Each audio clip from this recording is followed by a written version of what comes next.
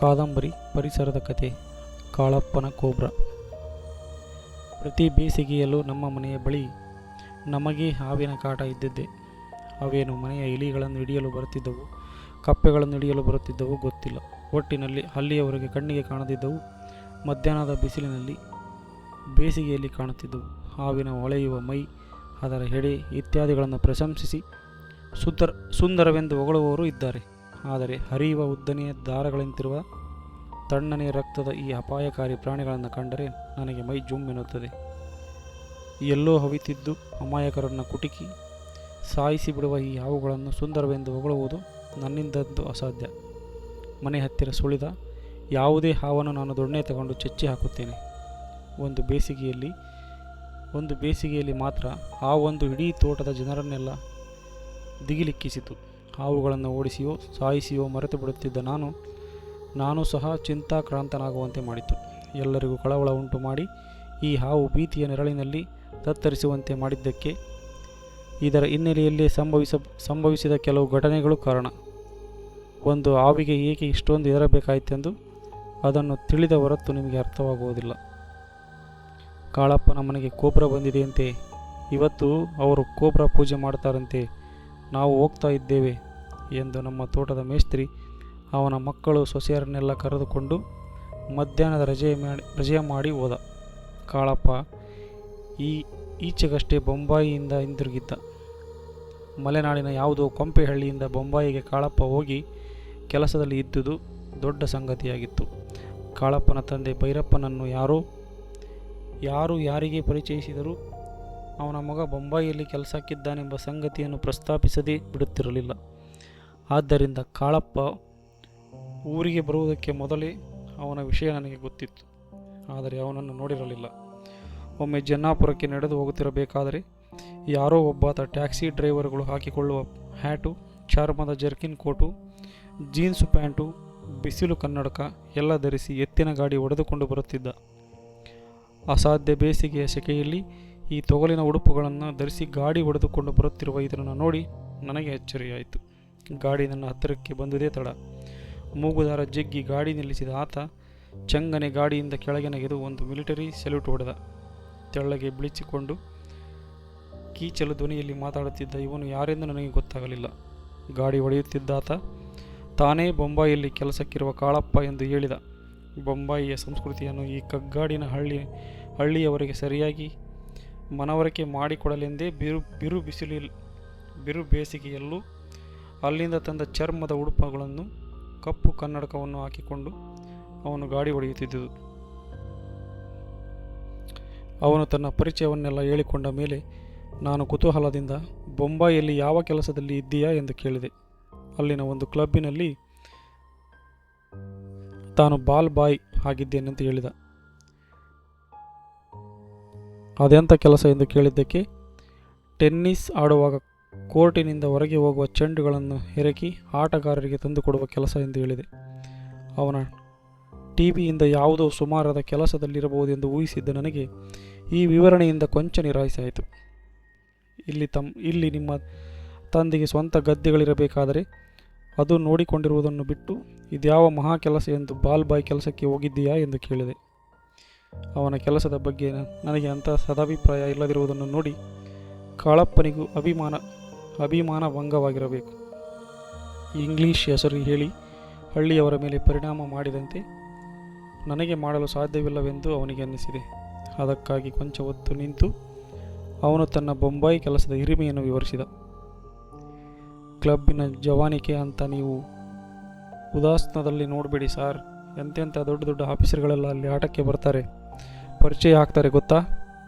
Chief minister, deputy commissioner ಎಲ್ಲರೂ ಬಂದು ಆಟ ಆಡ್ತಾರೆ. ಬಾಲ್ ಎತ್ತಿ ಕೊಟ್ಟಿದ್ದಕ್ಕೆ ತಗ ಇಡಿ ಅಂತ ಎಷ್ಟೋ ಸಾರಿ ನನಗೆ ಇನಾಮು ಕೊಟ್ಟಿದ್ದಾರೆ ಸಾರ್. ಇಲ್ಲಿ ಗದ್ದೆ ಮಾಡಿ ಮೈಕೈಯೆಲ್ಲ ಕೆಸರು ಮಾಡಿಕೊಳ್ಳೋದಷ್ಟೇ. ಬೊಂಬಾಯಿಯಲ್ಲಿ ಬೀಡ ಮಾಡುವವನ ಇಷ್ಟಗಳ ಹರಿವಾಣದಲ್ಲಿಯೇ ಬರೋ ಉತ್ಪತ್ತಿ ನಮ್ಮಪ್ಪನ 4 ಎಕರೆ ಗದ್ದೆಯಲ್ಲಿ ಬರೋದಿಲ್ಲ. ಇಲ್ಲಿ ವರ್ಷ ಎಲ್ಲ ದುಡಿದರೂ ಅಲ್ಲಿ ನನಗೆ 1 ತಿಂಗಳಿಗೆ ಸಿಗೋ ದುಡ್ಡು ಇಲ್ಲಿ ಸಿಗೋಲ್ಲ ಎಂದ. ಪೇಟೆಯಿಂದ ಹಳ್ಳಿಗೆ ಬಂದು ವ್ಯವಸಾಯ ಆರಂಭಿಸಿದ್ದ ನನಗೆ ಅವನು ಈ ರೀತಿ ವ್ಯವಸಾಯವನ್ನು ಬಾಯ್ ಕೆಲಸಕ್ಕಿಂತ ಕೀಳಾದುದೆಂದು ಹೇಳಿದ್ದು ಹಿಡಿಸಲಿಲ್ಲ. ಆದರೂ ನನಗೆ ದಿಗಲಾಗುವಂತೆ ಅವನು ಭಾರತದ ಯಾವುದೋ ದಾರುಣ ಸತ್ಯ ತಿಳಿಸುತ್ತಿರುವಂತೆನಿಸಿತು. ಫ್ರೂಟ್ಸ್ ತಿನ್ನೋಣ ಅಂದರೆ ಫ್ರೂಟ್ಸ್ ಇಲ್ಲ, ಮಿಲ್ಕ್ ಕುಡಿಯೋಣ ಅಂದರೆ ಮಿಲ್ಕ್ ಇಲ್ಲ. ಯಾಕಿರಬೇಕು ಹೇಳಿ ಇಲ್ಲಿ? ನಾನು 4 ದಿನ ರಜೆ ತಗೊಂಡು ಬಂದಿದ್ದೀನಿ ಅಷ್ಟೇ, ಆಮೇಲೆ ಮತ್ತೆ ಬೊಂಬಾಯಿಗೆ ಹೋಗುತ್ತೇನೆ ಎಂದ. ತಾನು ಕಲಿತಿರುವ ಹಿಂದಿ ಭಾಷೆ ತೋರಿಸಿಕೊಳ್ಳಲು ಏನೋ ನಾನು ಯಾವ ಮಾತನಾಡಿದರೂ ತಾರತಮ್ಯ ತೋರದೆ ಅಚ್ಚಾ ಎಂದು ಹೇಳಿ ತನ್ನ ಮಾತು ಆರಂಭಿಸುತ್ತಿದ್ದ. ನಮ್ಮಪ್ಪ ಗದ್ದೆಯಲ್ಲಿ ದುಡಿದು ನಮ್ಮ ಅಮ್ಮನಿಗೆ ಎಷ್ಟು ಸೀರೆ ತಂದು ಕೊಟ್ಟಿದ್ದಾನೆ ಹೇಳಿ? ನಾನು ಬರ್ತಾ ಬಕ್ಷಿಸ್ ದುಡ್ಡಿನಲ್ಲಿ ಸೀರೆ ತಂದು ಕೊಟ್ಟರೆ ಉಂಟು, ಇಲ್ಲದಿದ್ದರೆ ಇಲ್ಲ. ಯಾಕೆ ಬೆಳಿಬೇಕು ಈ ಬ್ಲಡಿ ಭತ್ತ ಎಂದು ಭತ್ತಕ್ಕೆ ಹೋಗಿದ. ತೆಳ್ಳಗೆ ಬಿಳಿಚಿಕೊಂಡಿದ್ದ ಇವನು ಹಳ್ಳಿಯಲ್ಲಿ ವ್ಯವಸಾಯದ ಕಷ್ಟ ಜೀವನಕ್ಕೆ ಒಗ್ಗಲಾರ ಎನಿಸಿತು. ಆದರೆ ಫ್ರೂಟ್ಸ್ ತಿಂದು ಮಿಲ್ಕ್ ಕುಡಿದ ಇವನ್ಯಾಕೆ ಬ್ಲಡಿ ಭತ್ತ ತಿಂದು ಹಳ್ಳಿಯವರಿಗಿಂತ ದುರ್ಬಲನಾಗಿದ್ದಾನೆ ಎಂದು ಯೋಚಿಸಿದೆ. ಕಾಳಪ್ಪ ಮಾತು ಮುಗಿಸಿ ಮತ್ತೊಂದು ಸೊಲ್ಯೂಟ್ ಹೊಡೆದು ಗಾಡಿ ಮೇಲೆ ನೆಗೆದ. ಎತ್ತಿನ ಬಾಲ ತಿರುಗುತ್ತಾ ಗಾಡಿ ಹೊಡೆದುಕೊಂಡು ಮುಂದೆ ಹೋದ. ಕಾಳಪ್ಪನ ಮನೆಗೆ ಕೋಬ್ರಾ ಬಂದಿದೆ ಎಂದು ಹೇಳಿದಾಗ ಕೋಬ್ರಾ ಎನ್ನುವುದು ಒಂದು ಪಂಜುರ್ಲಿ ಜಟ್ಟಿಗ ಇದ್ದ ಹಾಗೆ ದೆವ್ವದ ಹೆಸರೇನೋ ಎಂದು ಊಹಿಸಿದೆ. ಊರಿನಲ್ಲಿ ಯಾರ ಮನೆಯಲ್ಲಾದರೂ ಆಗೀಗ ಮನುಷ್ಯರ ಮೇಲೆ ದೇವರುಗಳು ಬರುತ್ತಿದ್ದವು. ಇದು ಹಾಗೆ ಎಂದು ತಿಳಿದಿದ್ದೆ. ಆದರೆ ನಾಗರ ಹಾವಿಗೆ ಕಾಳಪ್ಪ ಕೋಬ್ರಾ ಎಂದು ಹೇಳಿದ್ದು. ಅವನ ಮನೆಗೆ ನಾಗರ ಹಾವು ಬಂದಿದ್ದರಿಂದ ಅವನು ನಾಗರ ಪೂಜೆ ಮಾಡಬೇಕೆಂದು ಭಟ್ರು ಹೇಳಿದ್ದರಂತೆ.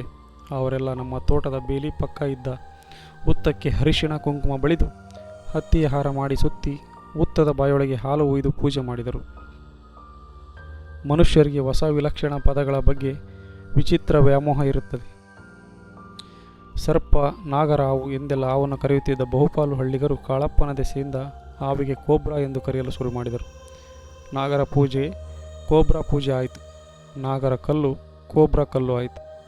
ಕೆಲವೇ ದಿನದೊಳಗೆ ಬೊಂಬಾಯಿಗೆ ಹಿಂದಿರುಗಲಿದ್ದೇನೆಂದು ಹೇಳಿದ ಕಾಳಪ್ಪ ಮತ್ತೆ ಹಿಂದಿರುಗಲು ಆಗಲೇ ಇಲ್ಲ.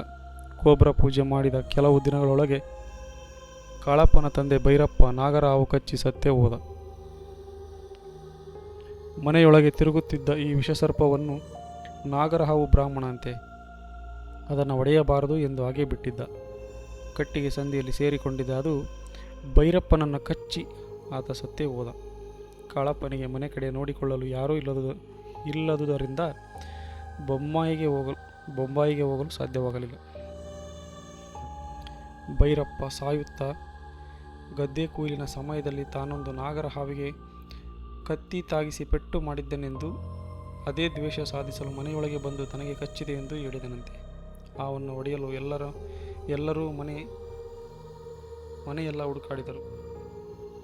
ಹಾವು ಎಲ್ಲೂ ಕಾಣಲಿಲ್ಲ. ಅದು ತನ್ನ ಕೆಲಸ ಮುಗಿಸಿ ಅಂತರ್ಧಾನವಾಗಿತ್ತು. ಭೈರಪ್ಪನ ಈ ಕೊನೆಗಾಲದ ಹೇಳಿಕೆ ಮೇಸ್ತ್ರಿ ಕಿವಿಗೆ ಬಿದ್ದಿದ್ದೇ ನಮ್ಮ ತೋಟದಲ್ಲಿ ಭೀತಿಗ್ರಸ್ತ ವಾತಾವರಣ ಮೂಡಲು ಕಾರಣವಾಯಿತು. ತೋಟದಲ್ಲಿ ಜೇನುಗಳು ತಾವಾಗಿಯೇ ಬಂದು ಕೂರುತ್ತವೆಂದು ಖಾಲಿ ಪೆಟ್ಟಿಗೆಗಳನ್ನು ಮರದ ಅಡಿ ತಂಪಾದ ಜಾಗಗಳಲ್ಲಿ ಅಲ್ಲಲ್ಲಿ ಇಟ್ಟಿರುತ್ತೇವೆ. ಅವುಗಳನ್ನು ಕಾಲಕಾಲಕ್ಕೆ ತೆಗೆದು ಅವುಗಳ ಒಳಗೆ ಸೇರಿಕೊಂಡಿರುವ ಹುಳು, ಉಪ್ಪಟೆ, ಇಲಿ, ಓತಿಕ್ಯಾತಗಳನ್ನು ಓಡಿಸಿ ಶುದ್ಧ ಮಾಡಿ ಇಡಬೇಕು. ಒಂದು ದಿನ ನಾನು ಟೀಕಪ್ಪ ಪೆಟ್ಟಿಗೆಯೊಂದನ್ನು ಶುದ್ಧಿ ಮಾಡಲು ಹೋದೆವು. ನಾನು ಜೇನು ಪೆಟ್ಟಿಗೆಯ ಮುಚ್ಚಳ ತೆಗೆದ ಕೂಡಲೇ ಒಳಗಿನಿಂದ ದೊಡ್ಡ ನಾಗರ ಹಾವೊಂದು ನಿದ್ದೆ ಮಾಡುತ್ತಾ ಮಲಗಿತ್ತು. ನಿದ್ರಾಭಂಗ ಕೋಪದಿಂದ ಬುಸ್ ಎಂದು ಬುಸುಗುಡುತ್ತಾ ಚಿಮ್ಮಿದಂತೆ ಎಡೆ ಎತ್ತಿತು. ನಾನು ಎರಡೂ ಕೈಯಲ್ಲೂ ಪೆಟ್ಟಿಗೆ ಮುಚ್ಚಳ ಎತ್ತಿ ಹಿಡಿದಿದ್ದರಿಂದ ಕೂಡಲೇ ಏನು ಮಾಡುವಂತಿರಲಿಲ್ಲ. ಟೀಕಪ್ಪ ಹಾವು ಹಾವು ಎಂದು ಕೂಗಿಕೊಂಡು ದೊಣ್ಣೆ ಹುಡುಕಾಡಿದ್ದನ್ನು ನೋಡಿ ತೋಟದಲ್ಲಿದ್ದ ಮೇಸ್ತ್ರಿಯೂ ದೊಣ್ಣೆ ತಗೊಂಡು ಓಡೋಡಿ ಬಂದ. ಟೀಕಪ್ಪ, ಮೇಸ್ತ್ರಿ ಇಬ್ಬರು ಎದಿರಿ ಗಡಿಬಿಡಿ ಗಾಬರಿಗಳಲ್ಲಿ ಸಿಕ್ಕಾಪಟ್ಟೆ ದೊಣ್ಣೆ ಬೀಸಾಡುತ್ತಾ ಹಾವಿಗೆ ಓಡಿ ಹೋಗಲು ಅವಕಾಶ ಮಾಡಿಕೊಟ್ಟರು.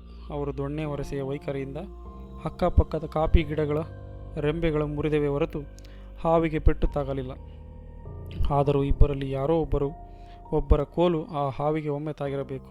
ಏಕೆಂದರೆ ಕಸ ಕಡ್ಡಿಗಳ ನಡುವೆ ನುಸುಳುತ್ತಿದ್ದ ಅದು ಕೋಪದಿಂದ ಒಮ್ಮೆ ಬುಸ್ ಎಂದು ಹಿಂದಿರುಗಿ ಎಡೆ ಎತ್ತಿ ಎದುರಿಸಿತು. ನಾನು ಪೆಟ್ಟಿಗೆ ಮುಚ್ಚಳ ಕೆಳಗಿಟ್ಟು ಕೋಲು ಹುಡುಕಿ ತೆಗೆದುಕೊಳ್ಳುವುದರೊಳಗೆ ಹಾವು ಪರಾರಿಯಾಗಿತ್ತು.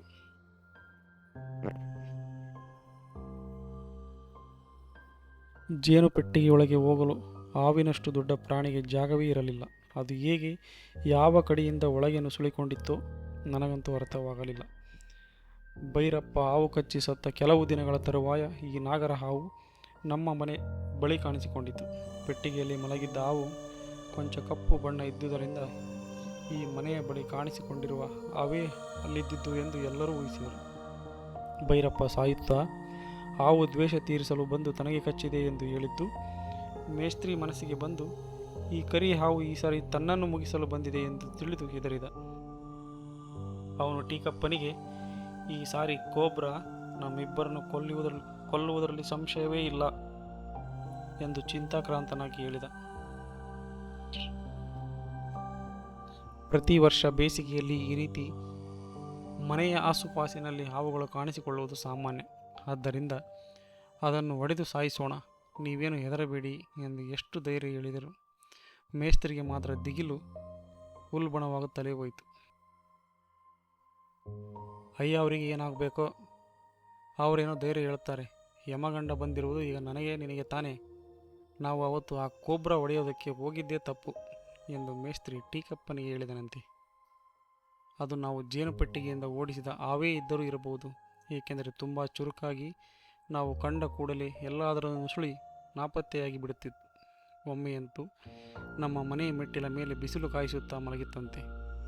ಮೆಟ್ಟಿಲಿಳಿಯುತ್ತಾ ಕೊನೆ ಗಳಿಗೆಯಲ್ಲಿ ಅದನ್ನು ನೋಡಿದ ಟೀಕಪ್ಪ ಅದರ ಮೇಲೆ ಕಾಲಿಡುವುದನ್ನು ತಪ್ಪಿಸಲು ಮೆಟ್ಟಿಲಿಂದ ಕೆಳಗೆ ಹಾರಿ ಕಾಲು ಉಳುಕಿಸಿಕೊಂಡ. ನಾವೆಲ್ಲ ಅವನ ಗಲಾಟೆ ಕೇಳಿ ದೊಣ್ಣೆ ತರುವುದರೊಳಗೆ ಹಾವು ನಾಪತ್ತೆಯಾಗಿತ್ತು. ಇನ್ನೊಮ್ಮೆ ದಾರಿ ಪಕ್ಕ ಕಟ್ಟಿದ್ದ ಕಲ್ಲಿನ ರಿವಿಟ್ಮೆಂಟಿನ ಸಂದಿಯಲ್ಲಿ ತಲೆ ಹಾಚಿ ಹಾಕಿ ಮಲಗಿತ್ತಂತೆ. ಮೇಸ್ತ್ರಿ ಅದನ್ನು ನೋಡಿ ಕೋಬ್ರಾ ಕೋಬ್ರಾ ಎಂದು ಕೂಗು ಹಾಕುವುದರೊಳಗೆ ಅದು ಒಳಗೆ ತಲೆ ಎಳೆದುಕೊಂಡು ಮಾಯವಾಯಿತು. ಕಲ್ಲುಗಳನ್ನು ಕಿತ್ತು ಹಾವನ್ನು ಹೊರಹಾಕಿ ಹೊಡೆಯೋಣ ಎಂದು ಆಳುಗಳನ್ನು ಕರೆದರೆ ಎಲ್ಲ ಒಮ್ಮನಸ್ಸಿನಿಂದ ನಿರಾಕರಿಸಿದರು. ಈ ಭಯಕ್ಕೆಲ್ಲ ಮೇಸ್ತ್ರಿಯೇ ಕಾರಣ. ಆ ಹಾವು ತನ್ನನ್ನು ಕಚ್ಚಿ ಕೊಂದ ಹೊರತು ಇಲ್ಲಿಂದ ನಿರ್ಗಮಿಸುವುದಿಲ್ಲವೆಂದು ಆಳುಗಳ ಎದುರೆಲ್ಲ ಆರ್ತನಾದ ಮಾಡಿ ಅವರನ್ನು ಭಯಗ್ರಸ್ತರನ್ನಾಗಿ ಮಾಡಿದ್ದ. ಭೀತಿ ಎನ್ನುವುದು ಒಂದು ಸಾಂಕ್ರಾಮಿಕ ರೋಗ ಇದ್ದಂತೆ.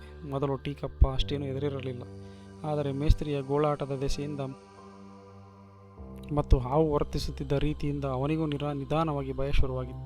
ಎಷ್ಟೋ ಸಾರಿ ಹಾವು ಉದ್ದೇಶಪೂರ್ವಕವಾಗಿ ಯಾರನ್ನೋ ಕಚ್ಚಲೆಂದು ಕಾಯುತ್ತಿದೆ ಎನ್ನುವಂತೆ ಮನೆಯ ಆಸುಪಾಸಿನಲ್ಲಿ ಕಾಯುತ್ತಾ ಕುಳಿತಿರುತ್ತಿತ್ತು. ಟೀಕಪ್ಪ ಕೋಬ್ರಾ ಕೋಬ್ರಾ ಎಂದು ಕೂಗುವುದರೊಳಗೆ ಎತ್ತಲು ನುಸುಳಿ ಮಾಯವಾಗುತ್ತಿತ್ತು.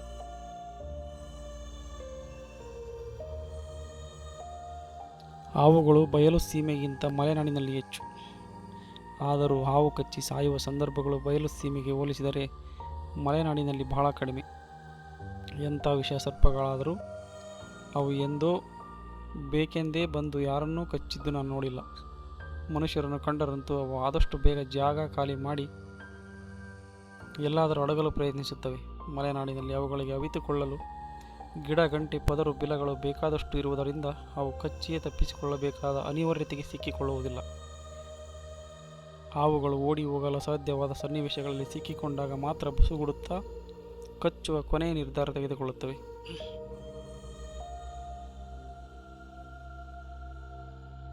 ಈ ಹಾವಿನ ದೆಸೆಯಿಂದ ನನಗೆ ಕಿವಿಯ ಬಗ್ಗೆ ಚಿಂತೆಯಾಗಿತ್ತು. ಮನೆಯ ಬಳಿ ಸುಳಿದಾಡುವ ಹಾವುಗಳಿಂದ ನಾನು 3-4 ಒಳ್ಳೆಯ ನಾಯಿಗಳನ್ನು ಈವರೆಗೆ ಕಳೆದುಕೊಂಡಿದ್ದೇನೆ. ಹಾವುಗಳಿಗೇನು ನಾಯಿಗಳ ಮೇಲೆ ವಿಶೇಷ ದ್ವೇಷ ಇದೆ ಎಂದಲ್ಲ. ನಾಯಿಗಳೇ ಹಾವುಗಳನ್ನು ಅನಾವಶ್ಯಕವಾಗಿ ಕೆಣಕುತ್ತವೆ. ಬಿಲದೊಳಗೆ ಓಡಿ ಅವಿತುಕೊಳ್ಳುವ ಯಾವ ಜೀವಿಯನ್ನು ನೋಡಿದರೂ ನಾಯಿಗಳಿಗೆ ಅವುಗಳನ್ನು ಹೊರಗೆಳೆದು ಹಾಕುವ ಚಪಲ. ಬಿಲದ ವಾಸನೆ ಎಳೆಯುತ್ತಾ ಇವು ಕೆರೆದು ಗುಂಡಿ ತೊಡಲು ಶುರು ಮಾಡುತ್ತವೆ. ಬಿಲದೊಳಗೆ ಅಡಗಿಕೊಂಡ ಹುಳು ಉಪ್ಪಟೆಗಳನ್ನು ಹೊರಗೆಳೆಯಲು ಕಿವಿ ತೋಡಿರುವ ಅನೇಕ ದೊಡ್ಡ ದೊಡ್ಡ ಗುಂಡಿಗಳನ್ನು ಮನೆ ಅಕ್ಕಪಕ್ಕ ನೋಡಬಹುದಿತ್ತು. ಈ ಕೆಟ್ಟ ಚಾಳಿಯ ದೆಸೆಯಿಂದಲೇ ನಾಯಿಗಳು ಸರ್ಪಗಳಿಗೆ ಆಹುತಿಯಾಗುವುದು. ನೋಡಲು ಹಾವುಗಳು ದೈಹಿಕವಾಗಿ ತಮಗಿಂತ ದುರ್ಬಲವಾಗಿ ಕಾಣುವುದರಿಂದ ನಾಯಿಗಳು ಅವುಗಳಿಗೆ ಎದರದೇ ಬಾಯಿ ಹಾಕುತ್ತವೆ. ಕೆರೆ ಹಾವು, ನೀರೊಳ್ಳೆ ಹಾವುಗಳಂತಹ ವಿಷರಹಿತ ಹಾವುಗಳಾದರೆ ಅಂಥ ತೊಂದರೆ ಇಲ್ಲ. ಆದರೆ ಕಟ್ಟು ಹಾವು, ನಾಗರ ಹಾವು, ಕೊಳಕು ಮಂಡಲದಂತಹ ವಿಷಸರ್ಪಗಳಾದಾಗ ಹಾವುಗಳನ್ನು ನಾಯಿಗಳು ಕೊಂದರೂ ವಿಷದಿಂದ ಅನಂತರ ತಾವು ಸಾಯುತ್ತವೆ. ವಿಷವೇರಿದ ಅನಂತರ ತಾವು ಸಾಯುತ್ತವೆ. ನಮ್ಮ ನಾಯಿಯ ಯೋಗಕ್ಷೇಮದ ಚಿಂತೆಯಿಂದಲೇ ನಾನು ಈ ಹಾವನ್ನು ಕೊಲ್ಲಲು ತುಂಬ ಉತ್ಸುಕನಾಗಿದ್ದೆ. ಆಗ ಹಾವುಗೊಲ್ಲರ ಎಂಟನ ವಿಷಯ ನನಗೆ ಗೊತ್ತಿರಲಿಲ್ಲ. ಕಿವಿಯ ಕಣ್ಣಿಗೆ ಈ ಹಾವೇನಾದರೂ ಕಂಡರೆ ಇದು ಅದನ್ನು ಖಂಡಿತ ಬಿಡುತ್ತಿರಲಿಲ್ಲ. ಈ ಹಾವು ತಪ್ಪಿಸಿಕೊಂಡು ಓಡುವುದರಲ್ಲಿ ತುಂಬ ಚಾಲಾಕು ತೋರಿಸುತ್ತಿತ್ತು. ಇದರೊಡನೆ ಮೇಸ್ತ್ರಿ ಇದರ ಬಗ್ಗೆ ಎಲ್ಲರಲ್ಲೂ ದಿಗಿಲು ಹುಟ್ಟಿಸಿದ್ದರಿಂದ ಹಾವಿಗೆ ತಪ್ಪಿಸಿಕೊಳ್ಳಲು ಇದು ಸಹಾಯವೇ ಆಗಿತ್ತು. ಹಾವು ಕಂಡವರು ಗಲಾಟೆ ಮಾಡದೆ ಅದು ಇಲ್ಲಿದೆ ಎಂದು ಹೇಳಿ ಕಳಿಸಿ ಅದು ಎತ್ತ ಓಡಿ ಅಡಗಿಕೊಳ್ಳುತ್ತದೆ ಎಂದು ಸಾವಧಾನವಾಗಿ ವೀಕ್ಷಿಸುವ ಬದಲು ಓ ಕೋಬ್ರಾ ಕೋಬ್ರಾ ಎಂದು ಕೂಗಿ ದೂರ ಓಡುತ್ತಿದ್ದರು. ನಾವೆಲ್ಲ ದೊಣ್ಣೆ ತಗೊಂಡು ಬರುವುದರೊಳಗೆ ಹಾವು ಎತ್ತಲಾದರೂ ನುಸುಳಿ ಕಣ್ಮರೆಯಾಗುತ್ತಿತ್ತು. ಸರಿ, ಕಾಲು ಗಂಟೆ ನಮ್ಮ ಮೇಸ್ತ್ರಿ ಅದು ತನ್ನನ್ನು ಕೊಂದೇ ಇಲ್ಲಿಂದ ಹೋಗುವುದೆಂದು ಉಯ್ಯಲಿಟ್ಟು ಎಲ್ಲರನ್ನೂ ಎದುರಿಸುತ್ತಿದ್ದ. ಹಾವು ಕಾಣತೊಡಗಿದ 1 ವಾರದೊಳಗೆ ಮೇಸ್ತ್ರಿ ಹೆಚ್ಚು ಕಡಿಮೆ ಮಾನಸಿಕ ರೋಗಿಯಾಗಿ ಹೋದ. ರಾತ್ರಿ ನಿದ್ರೆಯಲ್ಲೂ ಕೋಬ್ರಾ ಕೋಬ್ರಾ ಎಂದು ಕೂಗುತ್ತಿದ್ದ. ತಾನು ಸಾಯುವುದು ಖಚಿತ ಎಂದು ತೀರ್ಮಾನಿಸಿ ತಾನು ಸತ್ತ ಅನಂತರ ಏನೇನು ಮಾಡಬೇಕು, ಮನೆ ಜವಾಬ್ದಾರಿ ಯಾರು ಹೊರಬೇಕು ಇತ್ಯಾದಿಗಳನ್ನು ಹೇಳಿಬಿಟ್ಟ. ಚಟ್ಟ ಹತ್ತಲು ರೆಡಿಯಾದ. ಕಾಯಿಲೆ ಹಿಡಿದವನಂತೆ ಬಿಳಿಚಿಕೊಂಡು ಕೊರಗುತ್ತಾ ಓಡಾಡುತ್ತಿದ್ದ ಅವನು ಹಾವು ಕಚ್ಚದಿದ್ದರೂ ಅದನ್ನು ನೋಡಿಯೇ ಸಾಯುತ್ತಾನೆಂದು ನನಗೆ ಖಚಿತವಾಯಿತು. ಒಂದು ದಿನ ಮಧ್ಯಾಹ್ನದ ಉರಿ ಬಿಸಿಲಿನಲ್ಲಿ ನಾನು ಮನೆಯೊಳಗೆ ಕುಳಿತಿರಬೇಕಾದರೆ ಯಾರೋ ತಮಟೆ ಹೊಡೆದಂತೆ ತಗಡಿನ ಡಬ್ಬ ಬಡಿದ ಸದ್ದಾಯಿತು. ಅದರ ಹಿಂದೆಯೇ ಕಿವಿ ರೋಷಾವೇಶದಲ್ಲಿ ಬೊಗಳಿದ್ದು ಕೇಳಿತು. ನನಗೆ ಕೂಡಲೇ ಜ್ಞಾಪಕಕ್ಕೆ ಬಂದಿದ್ದು ಮೇಸ್ತ್ರಿಯ ಕೋಬ್ರಾ. ಕಿವಿ ಬೊಗಳುತ್ತಿದ್ದರಿಂದ ಅದರ ಆಯುಸ್ಸು ಮುಗಿದಂತೆಯೇ ಎಂದು ಗಾಬರಿಗೊಂಡೆ.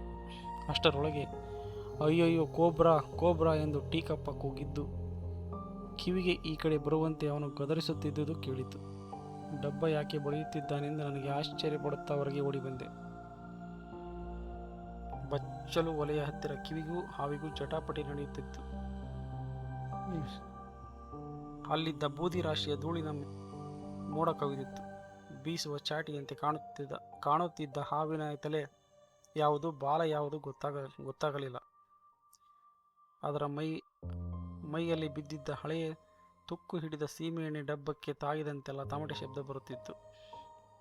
ಟೀಕಪ್ಪ ಮತ್ತು ಮೇಸ್ತ್ರಿ ಇಬ್ಬರು ಡಬ್ಬದ ಹತ್ತಿರ ಹಾವು ಕುಣಿದಾಡುತ್ತಿದೆ, ಕಿವಿ ಕರೇರಿ ಎಂದು ನನ್ನನ್ನು ಕಂಡು ಕೂಗಿದರು. ಜನ್ನಾಪುರದ ಮೇನ್ ರೋಡಿಗೆ ಟಾರು ಹಾಕುತ್ತಿದ್ದರು. ಅವರು ರಸ್ತೆ ಪಕ್ಕ ಉರುಳಿಸಿದ್ದ ಟಾರಿನ ಡ್ರಮ್ಮುಗಳಲ್ಲಿ ಹಲವು ಒಡೆದ ಟಾರು ಈಚೆಗೆ ಹರಿದು ಗಡ್ಡೆಗಟ್ಟಿ ನಿಂತಿತ್ತು. ಮನೆಯಲ್ಲಿ ತೂತಾದ ಕೊಡ, ಟಿನ್ನುಗಳ ತೂತು ಮುಚ್ಚಲು ಟಾರು ಬೇಕಾಗುತ್ತದೆಂದು ಟೀಕಪ್ಪ 7-8 kg ಗಾತ್ರದ ಉಂಡೆಯೊಂದನ್ನು ತಂದು ತುಕ್ಕು ಹಿಡಿದು ಹರಿದು ಹಾಳಾಗಿದ್ದ ಆ ಸೀಮೆ ಎಣ್ಣೆ ಟಿನ್ನಿನೊಳಗೆ ಹಾಕಿ ಅಲ್ಲಿ ಇಟ್ಟಿದ್ದ. ತಲೆ ಬಾಲಗಳನ್ನು ರಪ ಬಡಿಯುತ್ತಿದ್ದ ಹಾವಿಗೆ ಮೈ ಆ ಟಿನ್ನಿಗೆ ತಾಗಿದಾಗಲೆಲ್ಲ ಸದ್ದಾಗುತ್ತಿತ್ತು. ನಾನು ಹೊರಬಂದು ಕಿವಿಗೆ ಜೋರು ಮಾಡಿ ಕರೆಯುವುದರೊಳಗೆ ಕಿವಿ ಹಾವಿಗೆ ಬಾಯಿ ಹಾಕಿ ತೆಗೆದು ಒಗೆಯಿತು. ಹಾವು ನೇರವಾಗಿ ಬಂದು ಅಂಗಳದಲ್ಲಿ ನಿಂತಿದ್ದ ಮೇಸ್ತ್ರಿಯ ಕಾಲು ಬುಡಕ್ಕೆ ಬಿತ್ತು. ಹಾವು ಉದ್ದೇಶಪೂರ್ವಕವಾಗಿ ತನ್ನ ಬಳಿಗೆ ಹಾರಿ ಬಂತೆಂದು ತಿಳಿದ ಮೇಸ್ತ್ರಿ ಎದರಿ ಓಡಲು ಸಹ ಆಗದೆ ಕಾಲು ಮರಗಟ್ಟಿದವನಂತೆ ನಿಂತಿದ್ದ. ಅವತ್ತು ಹಾವು ವಿಚಿತ್ರವಾಗಿ ವರ್ತಿಸಿತು. ಎಂದಿನಂತೆ ನೆಲದ ಮೇಲೆ ಹರಿಯುತ್ತಾ ಪರಾರಿ ಕೀಳದೆ ಅಂಗಳದಲ್ಲೆಲ್ಲ ಧೂಳೇಳುವಂತೆ ಪಟಪಟ ಹೊಡೆದುಕೊಳ್ಳುತ್ತಾ ಸಿನಿಮಾದಲ್ಲಿ ತೋರಿಸುವ ನಾಗ ನೃತ್ಯದಂತೆ ಕುಣಿಯತೊಡಗಿತು. ಏನು ಮಾಡಿದರೂ ಹೇಳಿದ ಮಾತು ಕೇಳದ ಕಿವಿ ಹಾವಿನಷ್ಟೇ ತಲೆ ಕೆಟ್ಟಂತೆ ವರ್ತಿಸುತ್ತಾ ಇನ್ನಷ್ಟು ಧೂಳು ದೊಂಬಿಗೆ ಕಾರಣವಾಯಿತು. ಸುಲಭಕ್ಕೆ ಸಿಕ್ಕ ತನ್ನನ್ನು ಕಚ್ಚದೆ ಕೋಬ್ರಾ ಅಂಗಳದಲ್ಲೆಲ್ಲ ತಕತೈ ಕುಣಿಯುತ್ತಿರುವುದನ್ನು ನೋಡಿ ಮೇಸ್ತ್ರಿಗೆ ಧೈರ್ಯ ಬಂದಿರಬೇಕು. ನನ್ನ ಕಡೆ ತಿರುಗಿ, ಕೋವಿ ತಗೊಂಬನ್ನಿ ಅಯ್ಯ, ನಾವು ಒಂದು ಕೈ ನೋಡೇ ಬಿಡೋಣ ಎಂದ.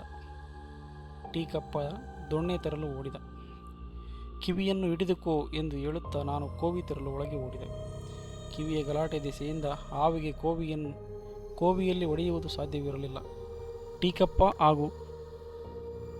ಟೀಕಪ್ಪ ಹಾಗೂ ನುಗ್ಗಿ ಎದರಿಯೇ ಹಾವಿನತ್ತ ಕೋಲು ಬೀಸಿದ.